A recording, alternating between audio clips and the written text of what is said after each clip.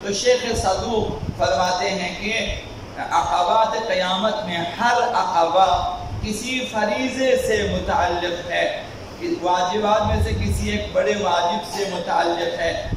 انسان کسی فرض کی گھاٹی میں، کسی واجب جیسے نماز، جیسے روزہ، جیسے زکوٰۃ،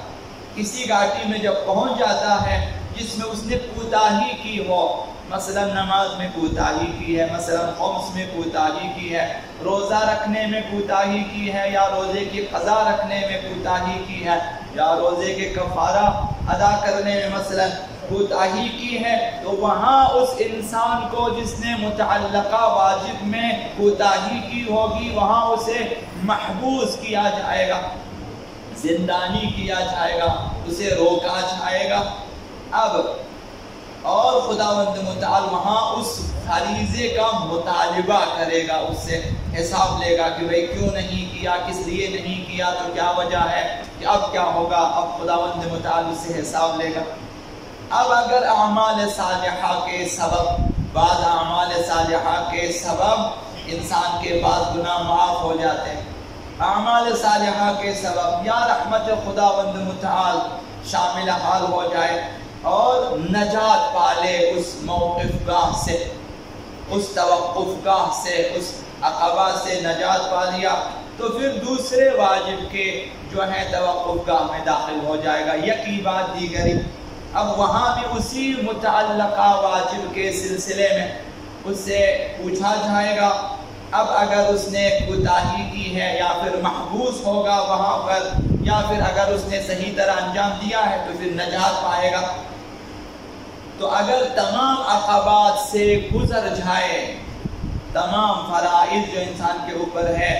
ان توقف گاہوں سے، حساب گاہوں سے گزر گیا، تو پھر آگے انسان جو ہے وہ دار بقا تک پہنچے گا، جہاں ہمیشہ ہمیشہ کے لیے رہنا ہے،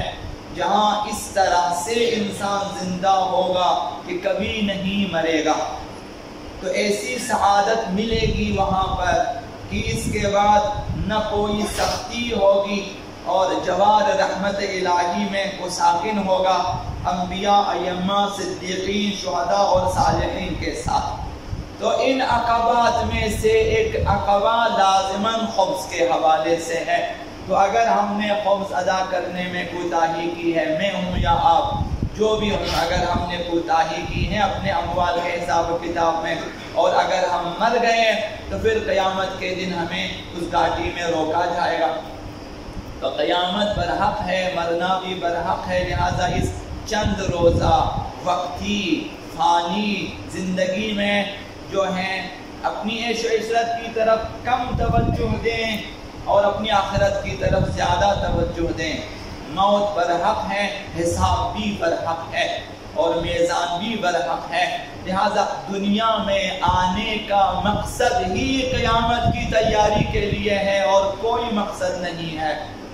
دنیا میں آیا ہے کہ اس جہان کو آباد کرنا ہے، یہاں پہ تیاری کرنی ہے،